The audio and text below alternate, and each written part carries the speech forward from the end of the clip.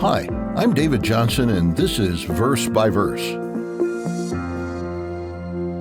If you're a regular listener to this podcast, you know that there are several different presenters involved.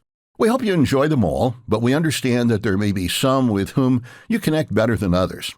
One of the regular contributors is Jeremy, and he has a unique way of speaking and writing that many of us find thoughtful. We asked Jeremy to put his talents into writing a reference book on the tools Christians can use to increase their spiritual growth. That book, 5 Tools for Spiritual Growth, is available free of charge as a printable or audio download from our lifehopeandtruth.com website. Check out the show notes at the end of this episode for details. The 5 tools discussed in the book, prayer, Bible study, fasting, meditation, and fellowship, are all important for those who are serious about learning and living the Christian life.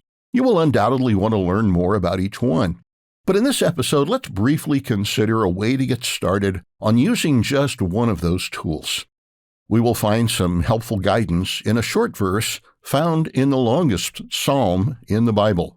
It's Psalm 119, and we're looking at verse 97. "Oh, how I love your law! It is my meditation all the day." In our modern world, the idea of meditation has acquired some rather strange baggage. Many people connect it with some kind of mystical state, almost like a trance. It has frequently been included as a part of Eastern religions and practices.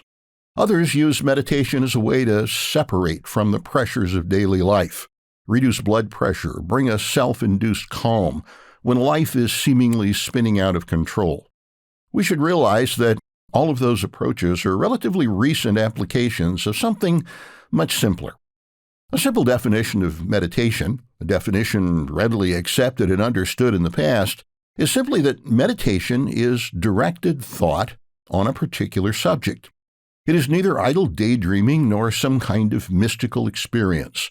It involves simply focusing our thoughts on a particular subject we wish to understand or problem we wish to resolve.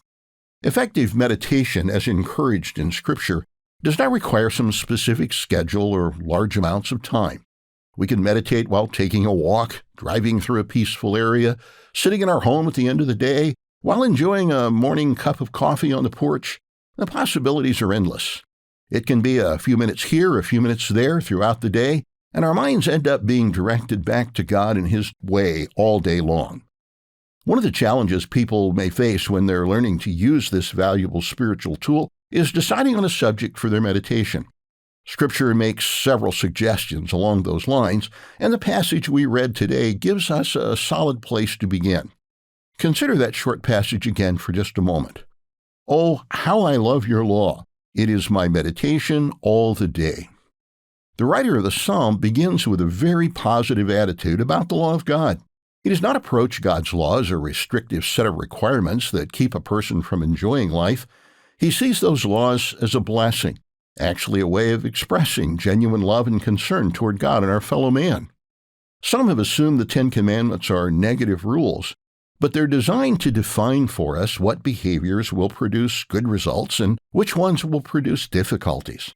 For example, a negative person might approach the first commandment strictly as a prohibition against worshiping other gods.